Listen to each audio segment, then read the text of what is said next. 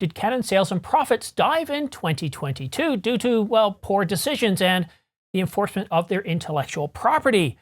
Details coming up, but first, please do me a favor. Follow me on Twitter, subscribe, choose all notifications, like, comment, and all that good stuff, as it really helps this channel grow.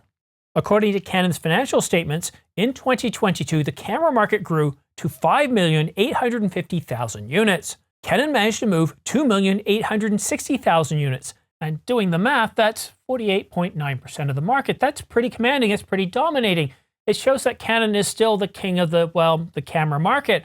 For all things digital, DSLR and mirrorless cameras, Canon's got the dominating position. It doesn't look like that's going to change anytime soon. Now, some of us were thinking that perhaps their decision to enforce their intellectual property, which had a lot of people leaving Canon, a lot of people are very upset. A lot of people are still very upset over that decision.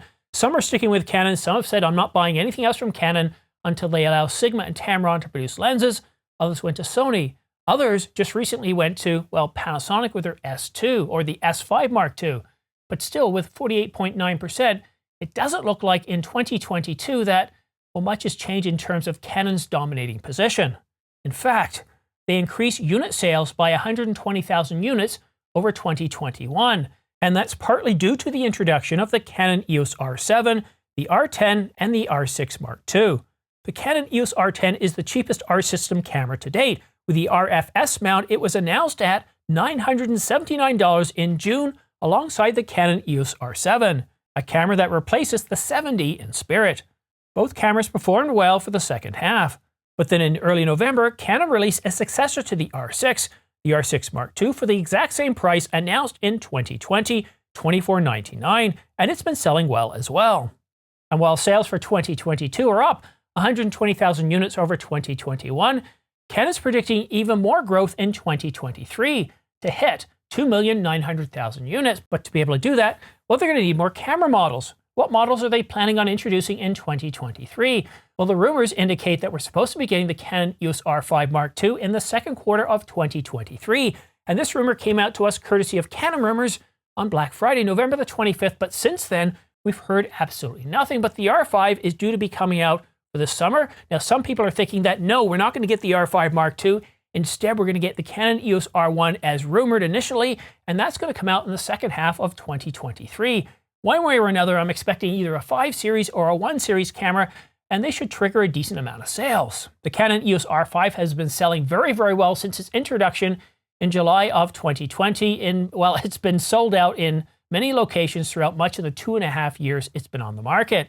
Other cameras we're expecting is a whole bunch of entry-level cameras, the R50, the R100, or R1000. We don't know if we're going to get 1, 2, or 3 cameras, but according to Canon Rumours, it's a definite, it's a CR3, it's confirmed, it's fact. Coming up to CP Plus, about a week before CP Plus, we're supposed to be getting an announcement of several affordable Canon R system cameras named the R50, the R100, or the R1000. But many are also waiting for the replacement of the Canon EOS RP or the Canon EOS R. Now let's talk about the Canon EOS R, because it's my belief that the Canon R6 and the R6 Mark II are essentially the follow-up, the EOS R Mark II. The EOS R sold for $2299 when it came out, and we've got the Canon EOS R6, well, at $2499.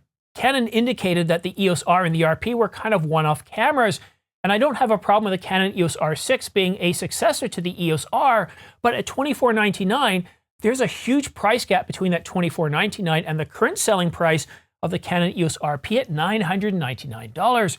Previous rumors had indicated that the Canon EOS RP was going to come out for $899, and we were supposed to get that camera in the fall of 2020. A lot has happened, and we don't know what's happening with that camera, but there's one of two possibilities. We could get a refresh of the Canon EOS RP for $999 or even $1,099. Or what Canon could do is place a camera around the $1,599 to $1,699 price point and be mid-capable between the current Canon EOS RP and the Canon EOS R6 Mark II. Lots of camera manufacturers have done this. We can see with the recent announcement of the Panasonic Lumix S5 Mark II, which sells for what, about $1,799, $1,798, right around that price point. We've got a lot of cameras around that price point, and it's definitely a segment that Canon needs, because at the current pricing, there's a huge price gap between, well, their APS-C cameras and they're full frame cameras. Now the entry level, like I said, is $999. Then you've got to spend another $1,400 to get up to the next price point. But what do you think? Do you think Canon has too many SKUs? Do you think we need a replacement for the Canon EOS RP, or a camera that sits somewhere between the RP and the R6 Mark II? Do you think we need a whole bunch of new APS-C cameras on the R system? Which cameras are you waiting for in 2023? The successor to the Canon EOS R5, the R5 Mark II, the flagship camera, the R1, the R50, R100, or R1000, or a, well, replacement of the Canon EOS RP. And don't forget, coming up in NAB 2023, we're going to be getting a bunch of cinema cameras, and some of these cinema cameras are going to be C700s. One of them will have a global shutter and one of them won't.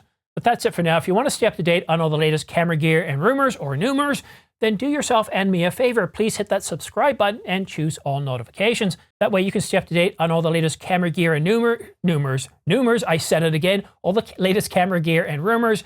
You don't have to waste all your time following the latest Twitter feeds, RSS feeds, favorite websites, YouTube channels, print magazines. When you're in a rush, this channel will give you all the latest camera gear and Rumours, I keep saying Rumours. And another thing too, I can't always cover all the latest information. Sometimes it takes a lot of time to put together a video and I don't have enough time. But what I do in those situations is I post on my Twitter. So definitely follow me on Twitter if you want to stay up to date on all the latest camera gear and Rumours. And what I do on Twitter as well, whenever I do put out a video on YouTube, I also post that to Twitter as well. So that way you can stay up to date on the latest camera gear and Rumours, or Rumours. And if you're interested in purchasing anything I've talked about in this video or anything whatsoever, please do me a favor and use my affiliate links down below to Amazon.com and B&H. For every purchase you make, I get about 1 to 2% back, and that goes back into supporting this channel, buying lights, tripods, and new cameras. And hopefully here in 2023, I'll be able to buy at least 1 new camera and hopefully 2. But that's it for, I can't speak today, but that's it for now. Thank you so much for watching and have yourself a great week.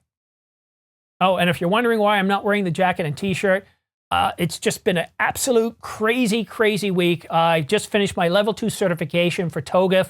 It's on the TOGAF 10 track, and that makes me a TOGAF certified enterprise architect practitioner.